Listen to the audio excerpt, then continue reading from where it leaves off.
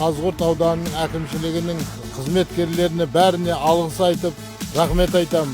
Апат болған күннің ертесіне сағат 4-тен келіп, көмектерін беріп жатыр. Техникаларын әкеліп, арықтарымызды қазып, суларды качат етіп шығарып, міне енді бүгін мынау аялдамаларымызды, жаңа қойған жерлер тазалап, сырлап беріп жатыр. Рахмет айтамыз. Елтас ауылына су тасқыны өтті. Су тасқынының ертеңіне көршілес Қазығұрт ауданының жігіттері, адамдары неге көмекке келіп, 50-60 адамнан бүгін 3-ші күн көптен көп рахмет. Ауыл тұрғында 3 ауылға барып жатыр.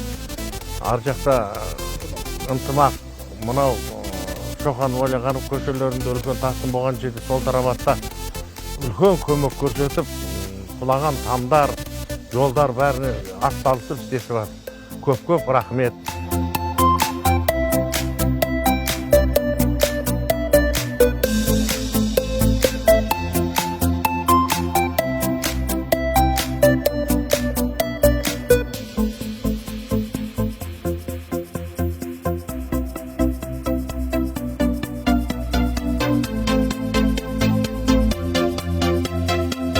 Не дейміз, рахмет сізге.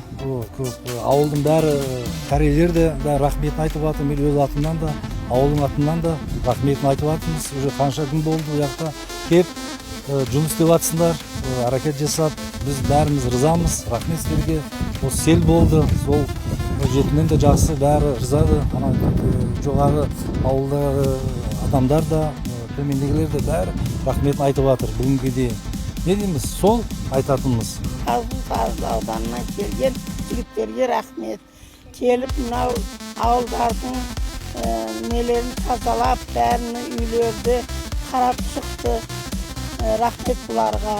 Көшелерімізді тазалады. Рахмет бұларға. Көп жасады.